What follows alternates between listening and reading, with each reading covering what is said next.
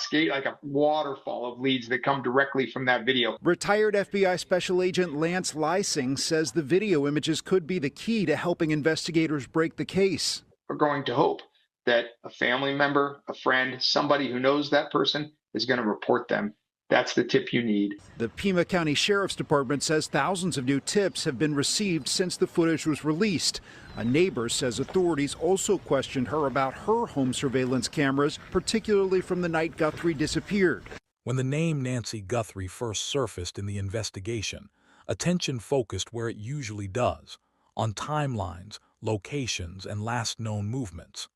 But as weeks passed and answers failed to materialize, investigators began circling a far more uncomfortable question. What if the truth wasn't outside the family, but just adjacent to it? At the center of this emerging theory was Nancy's son-in-law, not as a suspect, but as a gateway, a bridge between two worlds. His social circle, once considered irrelevant background noise, suddenly appeared threaded through key moments investigators could no longer ignore. Phone records revealed repeated contacts that didn't align with the public narrative. Casual acquaintances overlapped with unexplained gaps in the timeline. And several individuals within that circle seemed to know more than they admitted, at least according to detectives reviewing the case file. Nothing about it was overtly criminal. That's what made it unsettling. These were ordinary people with ordinary lives, yet subtle inconsistencies followed them like shadows. Conflicting statements, selective memory, alibis that technically worked but felt rehearsed. Investigators described it as collective silence, a pattern where no single lie stood out, but together they formed a wall. What troubled authorities most was timing. Certain members of the circle appeared in proximity to crucial moments before and after Nancy vanished, only to fade from view when questions intensified. Coincidence or coordination? The evidence didn't scream conspiracy, but it whispered possibility.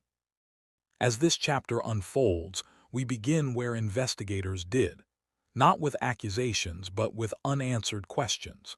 Because sometimes the most dangerous secrets aren't hidden by one person, but protected by many. If you're following this case closely, make sure to like this video, subscribe to the channel, and turn on notifications so you don't miss the next chapter as we dig deeper into the evidence others overlooked. As investigators widened their lens, the focus shifted from individual actions to collective behavior.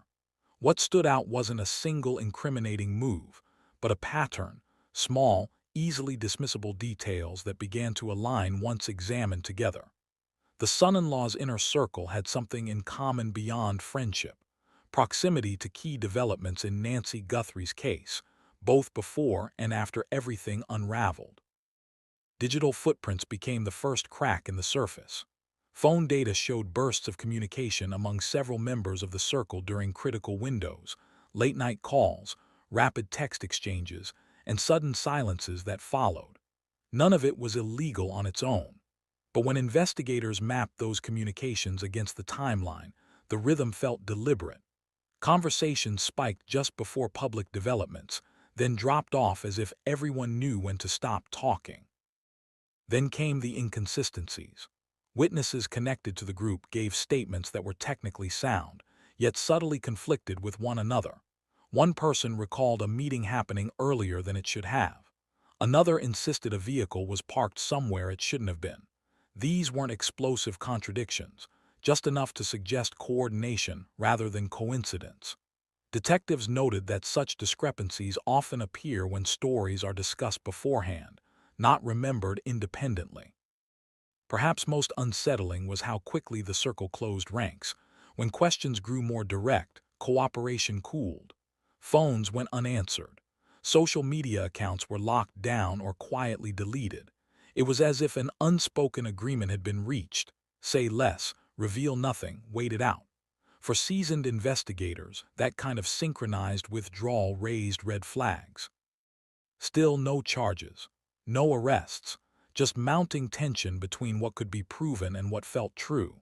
The case hovered in that gray space where suspicion thrives but certainty remains elusive. And in that space, investigators pressed on, because patterns don't lie even when people do. If you're invested in uncovering the truth behind the Nancy Guthrie case, make sure to like this video, subscribe to the channel, and turn on notifications so you don't miss the next chapter. What we uncover next may change how you see this entire circle. By the time Chapter 3 of the investigation unfolded, detectives were no longer asking what happened to Nancy Guthrie. They were asking who helped keep the truth hidden. Attention returned to the son-in-law's circle, this time with a sharper focus on the alibis that had once seemed airtight. On paper, every story checked out. In reality, they leaned too heavily on one another. Several individuals placed themselves together during critical hours, unintentionally creating a dependency problem. If one alibi failed, they all did. Investigators noticed that timelines overlapped with suspicious precision, as if rehearsed rather than recalled. One man claimed he left a gathering at exactly the same minute another said he arrived. Another insisted a phone was dead, yet records showed brief signal pings during that window. Small details, yes, but small details break big cases. Surveillance footage added another layer of unease. Cameras near key locations didn't clearly capture faces, but vehicles tied to the circle appeared where they shouldn't have been, at times that conflicted with sworn statements. When confronted, explanations shifted subtly, not enough to accuse, but enough to erode trust.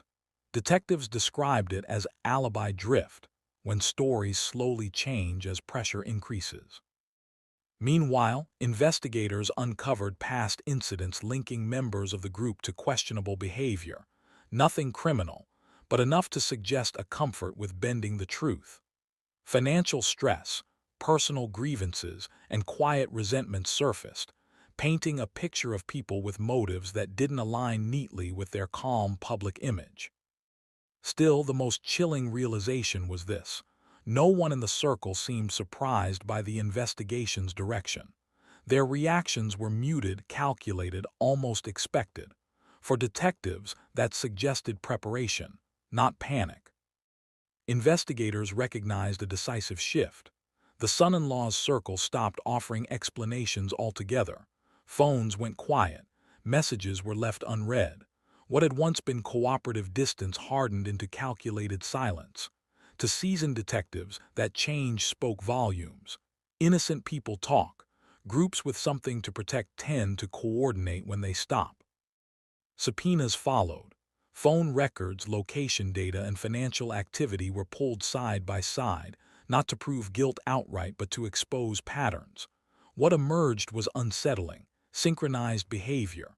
Devices went dark at the same times. Bank cards were used in staggered ways that avoided cameras. Ride requests, fuel purchases, and short calls appeared clustered around key hours. Legal, explainable actions when viewed alone, but troubling when layered together. Investigators also noticed a quiet reshuffling of relationships. One member distanced himself publicly while maintaining private contact. Another suddenly retained counsel for an unrelated matter. A third changed routines, new routes, different schedules. After learning investigators were reviewing footage near Nancy Guthrie's last known movements. None of it proved a crime. All of it suggested preparation. Then came the interviews. When questioned separately, the circle's answers matched in tone but not in detail. Phrases repeated, nothing unusual, just a normal night, as if borrowed from a shared script. Yet when pressed on specifics, the script frayed, times drifted, locations softened. Certainty turned conditional. Detectives logged every inconsistency, not to accuse but to map pressure points. Most telling was the absence of curiosity. No one asked how Nancy was doing. No one pressed for updates. Their concern seemed fixed inward on exposure, not answers. For investigators, that inward gaze hinted at a collective instinct to protect the group first. As the chapter closed, detectives prepared their next move: confront silence with evidence, one piece at a time.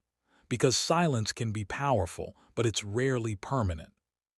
If you want the truth unpacked layer by layer, Make sure to like this video, subscribe to the channel, and turn on notifications. May Show anchor Savannah Guthrie. Today, the Pima County Sheriff's Department said all family members of the Guthrie family, including spouses, have been cleared as suspects in her disappearance. Meanwhile, the Pima County Sheriff's Department says the clothing seen in this video may have been purchased from Walmart, but is not exclusively available at Walmart. That includes the clothing and face mask worn by the individual in this doorbell cam footage.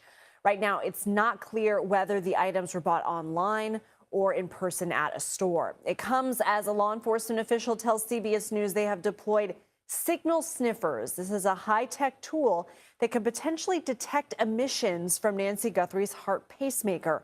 Over the weekend, Savannah posted another video urging whoever took her mother to, quote, do the right thing. We still have hope, and we still believe. And I wanted to say to whoever has her or knows where she is that it's never too late. Officials are asking anyone who might have information to call the sheriff's number on your screen or 1-800-CALL-FBI. CBS News reporter Andres Gutierrez is in Tucson. So what more do we know about the items the suspect had on and this tool that officials are using to possibly find Nancy?